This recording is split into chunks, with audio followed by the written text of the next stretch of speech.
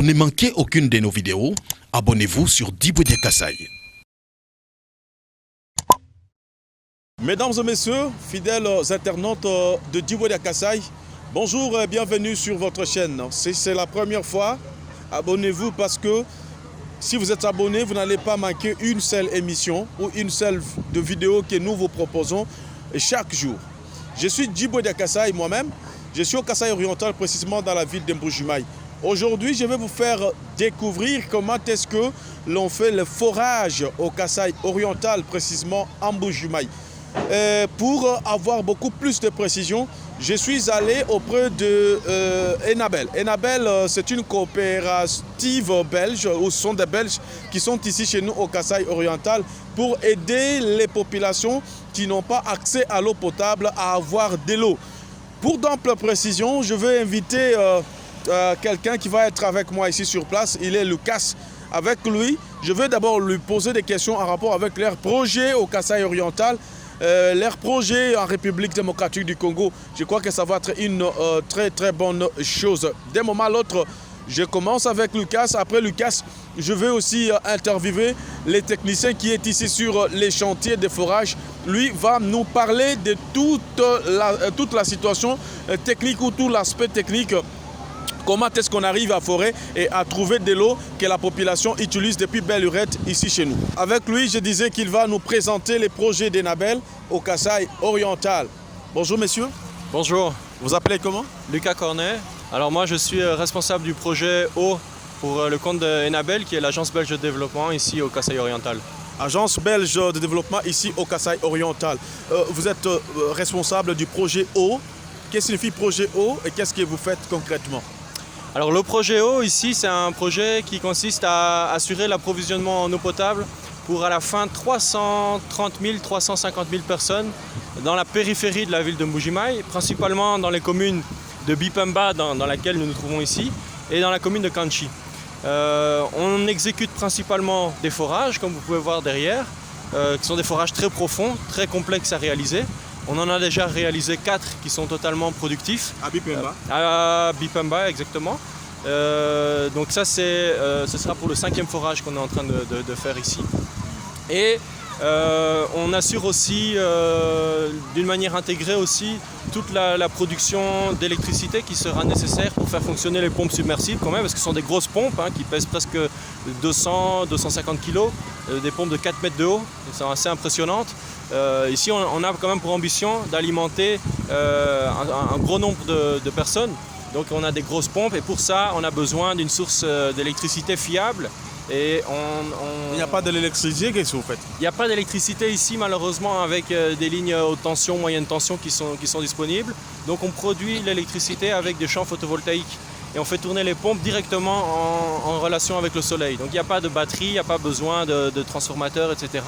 Dès que le soleil vient frapper sur les panneaux, mais c'est un grand nombre, on pourra voir ça tout à l'heure, on parle de parfois plusieurs centaines de panneaux, la pompe commence à tourner et débiter vers les réservoirs qui sont surélevés et puis des réservoirs, l'eau s'écoule au banc de fontaine. D'accord. Pourquoi vous avez choisi la commune de Bipemba alors que Mbujimai a 5 communes? Alors notre projet, il se focalise vraiment sur les zones périphériques périurbaines, pas les zones centrales où il y a déjà d'autres opérateurs comme la Régie des eaux qui sont en activité.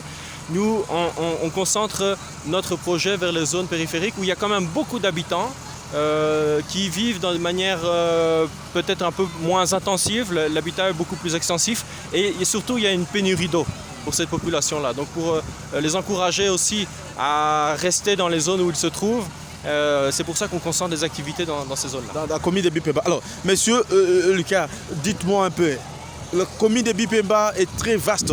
Comment vous arrivez à détecter qu'ici, il y a de l'eau et là-bas, il n'y en a pas? Alors, pour faire un forage productif, c'est assez complexe. On n'a pas le droit à l'erreur. Pourquoi? Parce qu'un forage de gros diamètre, on parle de 8 pouces en fond de trou, donc c'est quand même assez grand. Vous voyez les tubages qui sont là-bas, c'est assez impressionnant.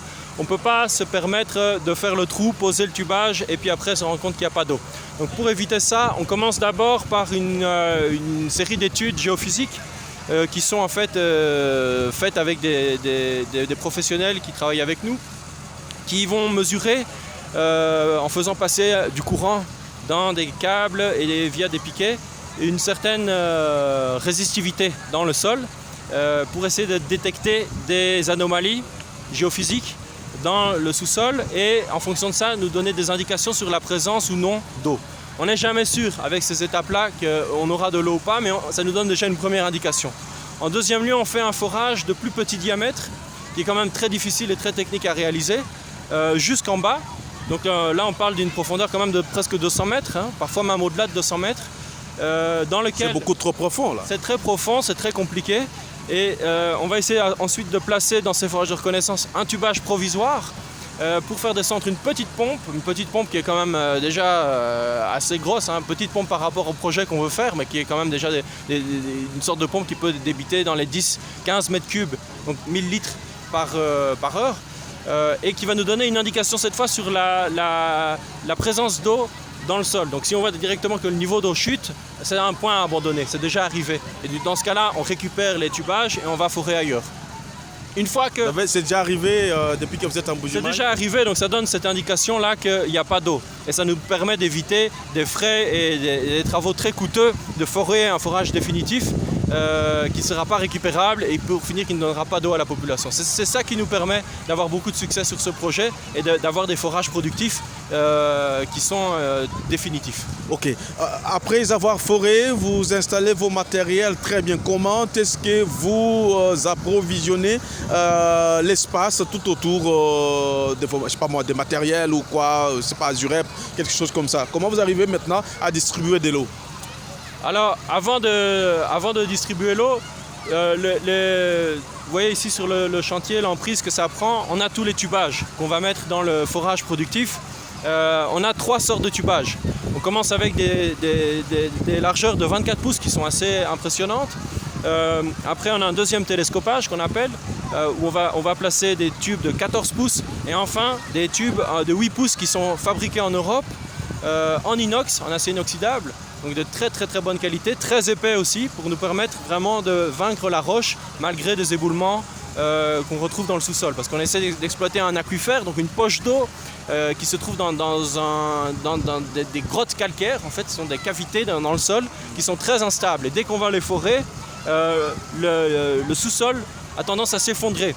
Non seulement cela constitue un risque parce que ça peut bloquer l'outil de forage que vous voyez là, qui peut rester coincé. À Bujumaï, on dénombre un nombre incroyable d'outils bloqués dans le sous-sol parce qu'il y a d'autres foreurs qui se sont cassés les dents. Donc ça, c'est déjà un premier risque. Et le deuxième risque, c'est aussi de perdre le tubage. Le tubage peut s'effondrer ou rester coincé. Avec les tubages qu'on met en œuvre, on évite ce problème-là. Ça, c'est la première chose. Une fois que le forage est équipé, on descend la pompe, on a une colonne de refoulement qui remonte jusqu'au niveau du sol. Et dans le sol, on va jusqu'au réservoir. Le réservoir que vous pouvez voir un peu partout. Ici, pour ce forage-là, on a 200 mètres cubes, donc 200 000 litres qui sont prévus pour accueillir l'eau qui sera pompée chaque jour. Okay. Des réservoirs maintenant, vous avez ce qu'on appelle le réseau de distribution. Et là, on part du réservoir et de manière gravitaire. Après cette étape, voilà, vous allez passer par le réservoir. Voilà, et après le réservoir, la deuxième étape, c'est laquelle? C'est la distribution. Donc vous êtes dans le réservoir et l'eau va quitter le réservoir de manière gravitaire, donc avec la force de la gravité, pour aller alimenter les différentes bornes fontaines qui se trouvent. Ah, donc vous avez des bornes fontaines qui sont installées ça et là? Exactement, donc il y a des bornes fontaines. Pour un réservoir, vous pouvez avoir combien de bornes fontaines? Alors ça dépend un peu des endroits où on se trouve. Il y a plusieurs réseaux. Il y a à peu près combien de bornes? D'une manière générale, voilà, on est autour de 40 à 50 bornes fontaines par réseau. Donc on a les plus petits réseaux qui alimentent environ 25 000 personnes, les plus grands réseaux plus de 25 000 personnes. Et les plus grands réseaux jusque plus de 60 000, comme ici par exemple. Ok. Alors donc ici vous forez ou vous allez installer un réservoir qui va distribuer de l'eau à environ 60 000 personnes. Ici il y a 2 réseaux qui vont être concernés parce que les réservoirs sont déjà construits, ils sont très proches l'un de l'autre et on totalise presque 100 000 personnes ici, juste pour ce forage-là. 100 000 oh. Là, c'est encourageant. Nous avons besoin des activités comme ça, d'actions comme ça, parce que là, ça soulage la population. Cette population du Kasaï oriental a besoin de l'eau. Mais pour trouver l'eau, c'est un peu difficile avec l'arrivée de cette agence belge, je crois, l'agence nationale belge, Enabel, L'agence belge de développement. L'agence belge de développement Enabel. Alors, ça va essayer un tout petit peu de soulager la misère, la précarité en eau potable ici, surtout dans la commune de Bipemba. Vous voyez, tout autour de nous, c'est la population qui est là pour voir ce qui se passe. Une autre question que je peux vous poser, monsieur Lucas, c'est celle de savoir, est-ce que depuis que vous avez commencé ces projets, vous avez des difficultés? Si vous n'en avez pas, pourquoi? Et si vous en avez, c'est lesquelles? Alors la difficulté, ce sont les forages. Parce qu'un Bujimaï, mettre des tuyaux, etc., ça c'est vraiment une partie qui est assez facile. Construire une bonne fontaine, c'est à la portée de n'importe quelle entreprise de génie civil. Mettre des tuyaux dans la terre aussi, c'est pas très compliqué. Par contre, réaliser un forage dans une zone aussi difficile, instable comme Bujimaï, ça nécessite une véritable expertise. Donc on a la chance de travailler avec une entreprise qui est Solution for Africa, qui nous a bien accompagnés, avec qui on a une très bonne collaboration pour pouvoir vaincre ces difficultés. Mais pour réaliser les 4 forages productifs qu'on a déjà faits, il faut savoir qu'on est passé par une dizaine de forages de reconnaissance qui ont été très complexes à réaliser. Parfois ça prend plus qu'un mois pour faire un forage parce que la nature du sol est telle qu'on fore et puis ça se rebouche à quelques instants, quelques minutes après. Donc on doit reforer continuellement, ne pas baisser les bras, ça c'est assez compliqué. On a mis en place un système de forage 24 heures sur 24, donc on a une équipe qui travaille la nuit pour éviter que la nuit on laisse reposer un forage et qui au final s'éboule et le matin tout est à refaire. Donc ce sont les genres de solutions qu'on a mis en place progressivement en constatant les difficultés du terrain. Donc ces gens-là travaillent 24 heures sur 24. Heureusement ils ont 2 shifts, 2 équipes, hein. On ne les exploite pas 24 heures sur 24 heureusement, sinon ils feraient des bêtises parce que vous voyez que c'est quand même un chantier assez dangereux, il y a des pièces qui tournent, etc. Il faut que les gens qui soient aux commandes là soient vraiment bien, voilà. bien en forme. Merci Lucas. Parce que vous êtes responsable du projet eau chez Enabel. Alors, l'entreprise qui vous accompagne dans ce que vous faites, vous l'aviez trouvé comment? Et comment appréciez-vous aussi son travail depuis que vous avez commencé à l'utiliser? Alors l'entreprise Solution for Africa, vous allez pouvoir leur poser les questions aussi plus spécifiquement. C'est une entreprise congolaise ici qui est basée à Kinshasa et Lubumbashi. C'est surtout un savoir-faire. Vous voyez que les machines ne sont pas récentes, mais on n'a pas besoin d'une machine flambant neuve pour pouvoir faire un forage à Bujimaï. On a besoin d'une équipe et d'une bonne expertise. Des gens qui ont de l'expérience, qui ne se découragent pas, qui sont innovants, qui face à la difficulté vont trouver des solutions. Et c'est tout à fait les qualités et les caractéristiques de l'équipe avec laquelle on travaille.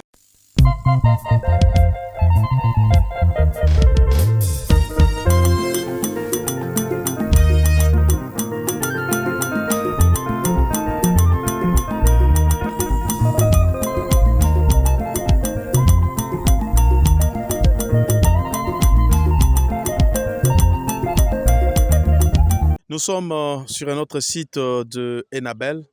Et ici, on va nous donner des explications par Lucas. Lui, s'y connaît un peu dans la matière. Nous sommes sur votre site. On voit, il y a déjà des châteaux, 2-3 châteaux ici déjà implantés. Qu'est-ce qui s'est passé et qu'est-ce qui va se passer par la suite? Alors ici, heureusement, ce ne sont pas vraiment des châteaux. Ça, ce sont des margelles. Ça a l'air gros, hein. Mais c'est pour abriter les forages. Les châteaux d'eau sont beaucoup plus gros. Ils font plus que 100 mètres cubes, donc il faut imaginer. Hein, déjà, c'est en hauteur. Et, ils sont situés à environ 2 km d'ici. À partir de ce site-ci, on a 3 forages qui exploitent ce qu'on appelle un champ forant. Donc c'est une zone très très productive, un aquifère très productif, toujours dans l'aquifère karstique, donc calcaire, des cavités dans lesquelles circule l'eau, qui est une eau de très bonne qualité, qui se trouve plus ou moins entre 166 mètres de profondeur et 200 mètres, c'est plus ou moins la zone de captage qu'on utilise. Même système, donc ça sont les forages définitifs qui sont totalement tubés en acier inoxydable, fabriqués en Europe. Les pompes sont déjà installées pour certains. L'eau, elle va être produite à partir d'ici et elle va être envoyée vers les châteaux d'eau, vers les réservoirs. Donc les châteaux sont loin d'ici. Alors ici, on est plus ou moins dans la zone centrale. On va envoyer une partie vers le nord, où on a 2 réservoirs de 100 mètres cubes chacun. Une partie vers l'ouest, où on va envoyer aussi 100 mètres cubes. Enfin, c'est un réservoir de 100 mètres cubes. Et une partie vers le sud. Où on a aussi Alors à partir du réservoir, c'est maintenant que vous allez distribuer. Voilà. Dans les Et réseaux. dans les réservoirs, là, on distribue dans les bonnes fontaines. Ce n'est pas que 100 mètres cubes. C'est pas parce que le réservoir fait 100 mètres cubes qu'on ne distribue que 100 mètres cubes par jour. La production d'eau et la distribution se font de manière simultanée. Surtout avec les champs photovoltaïques qu'on va avoir. Hein. Ici, il faut imaginer, on est déjà en train de faire les abris machines pour le générateur, mais on est sur un système hybride. Donc, on va aussi avoir le champ photovoltaïque qui va accueillir un minimum de 600 panneaux photovoltaïques de 330 watts crête chacun, donc c'est quand même, ça va recouvrir la zone ici, hein, ce sera méconnaissable. On est déjà en train de faire les travaux d'enclos. Là, on parle de fin d'année. Alors la population que vous avez visée ici, c'est de combien de gens qui seront desservis par cette eau? Alors sur les 4 réseaux qui sont alimentés par ces 3 forages, on est sur plus ou moins 120 000 personnes qui seront touchées quotidiennement pour la distribution d'eau. Voilà, merci beaucoup mon frère pour cette précision. Gaston, nous continuons à faire la découverte de ce que c'est Enabel au Kasaï oriental et ses activités en rapport avec l'eau. Parce que l'eau, c'est parmi des problèmes, des maux qui font fuir les gens au Kasaï oriental. Oh, il n'y a pas de l'eau, il n'y a pas de l'eau. Mais il y a quand même des solutions à encourager. Hein. Par exemple, ce que Enabel est en train de faire, c'est une solution qui doit être encouragée parce que c'est très bien. Ça, déjà 120 000 personnes desservies en eau potable, c'est une bonne chose. Ce n'est pas seulement 120 000 qui sont partout en Bujumaï, mais 120 000 pour cette zone. Mais imaginez, il y a déjà pratiquement 4 bonnes fontaines. C'est un total de 330 000 personnes qui seront touchées par ce projet-là. Il y en a déjà qui sont alimentées, on peut aller voir, hein. Il y a déjà des bonnes fontaines qui fonctionnent. Mais au total, on aura 330 000 personnes. Les bonnes fontaines sont déjà installées, ça et là, non? Pour certaines, oui, oui. Mais pour ici? Ici, les bonnes fontaines sont déjà installées. Elles n'ont jamais fonctionné parce que ici, on vient un peu dans une mode de réhabilitation. C'est comme je vous disais, c'est facile d'installer des bonnes fontaines et des tuyaux. Faire le forage, c'est ça le véritable enjeu ici à Mbujimaï, dans les défis qu'on a en termes hydrogéologiques. D'accord, merci.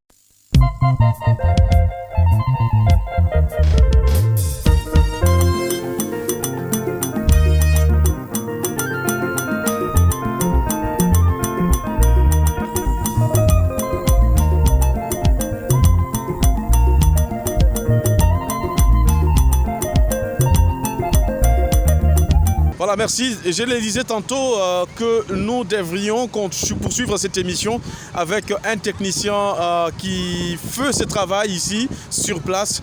Alors, avec lui, nous allons parler des différents points techniques. Comment ça se passe et comment on arrive jusqu'à forer, comment est-ce qu'on arrive jusqu'à mettre de l'eau dans les réservoirs et desservir la population.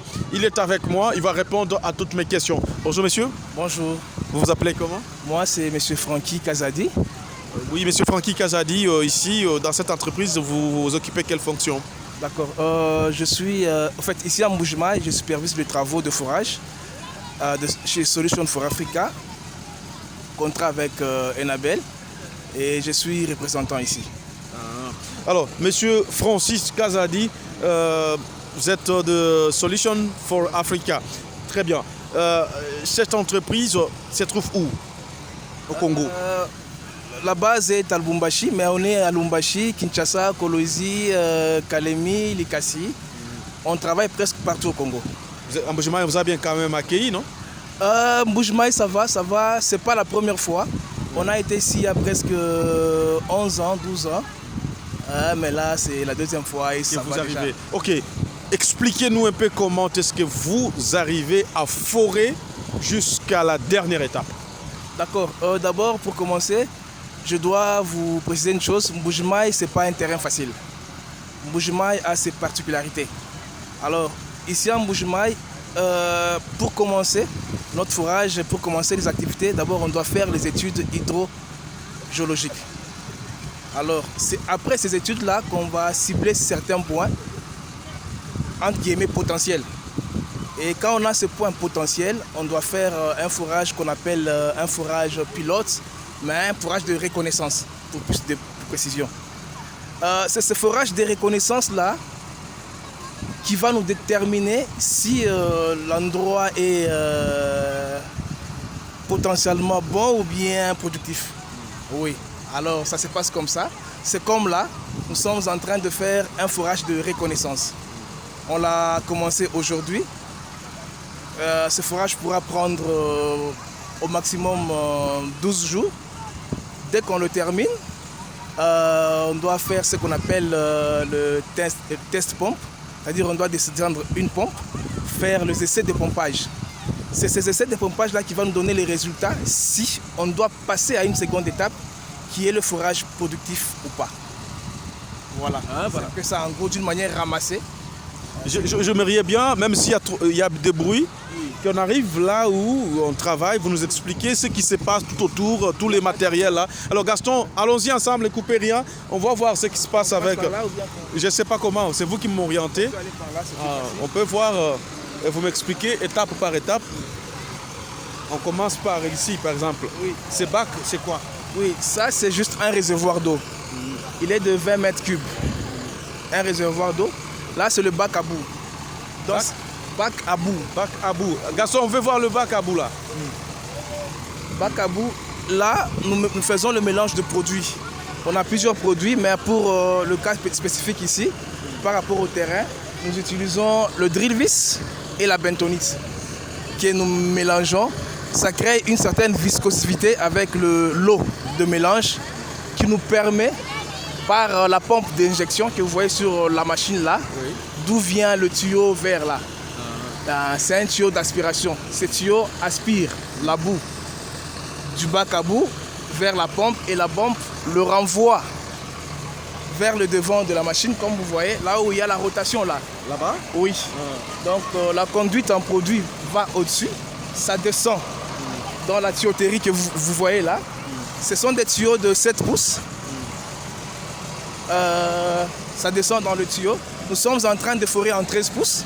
Donc l'outil qui est là en bas, qu'on appelle un tricône, en bas, qu'on appelle un tricône, il est d'une... Qui fore, oui. Il est de 12 pouces, de 13 pouces.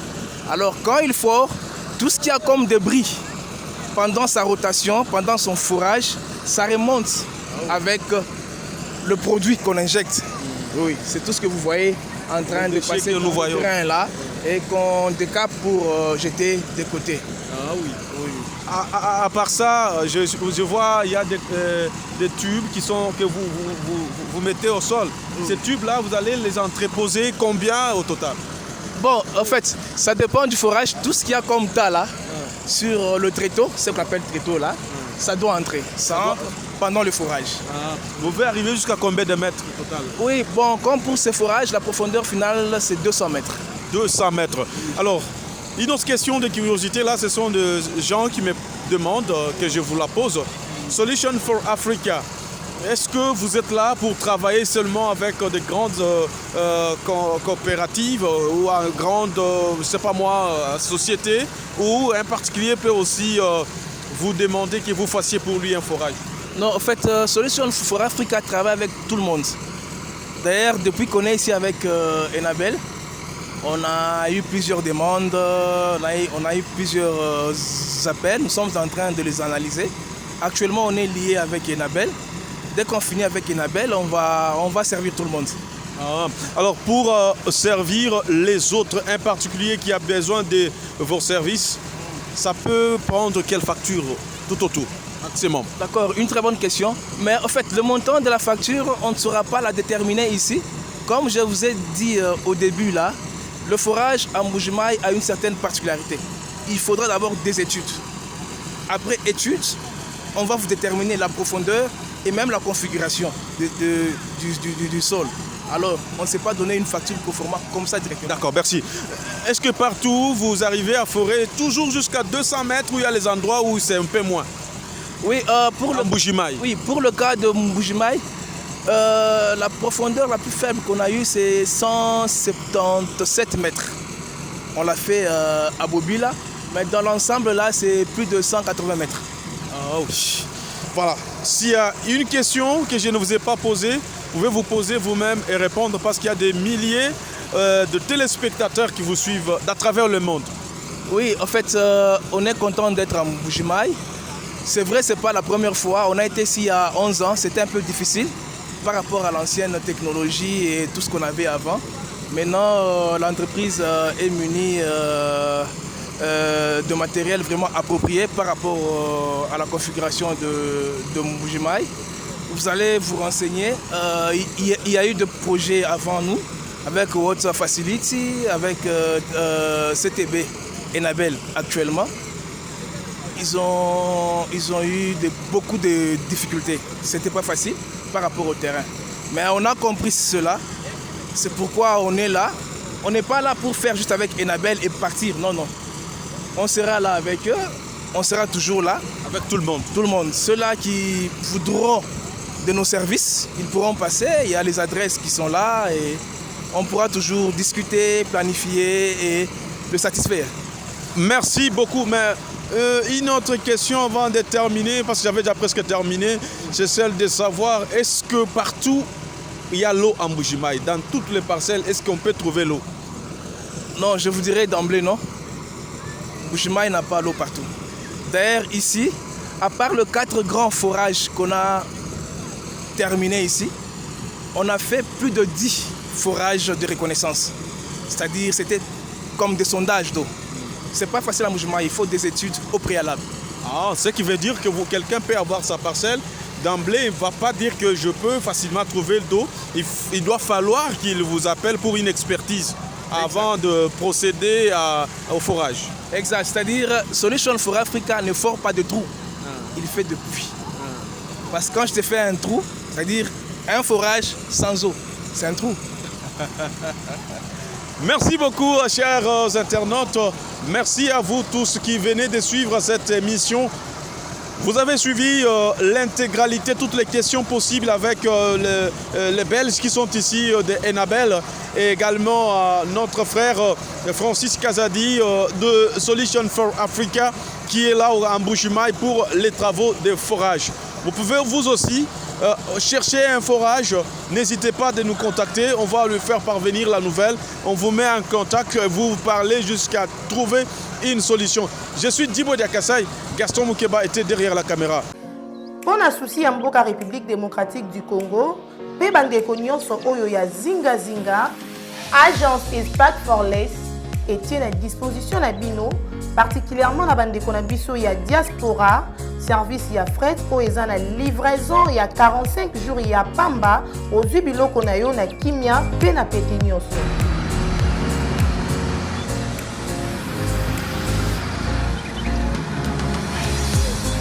I don't, Mr. Sorry.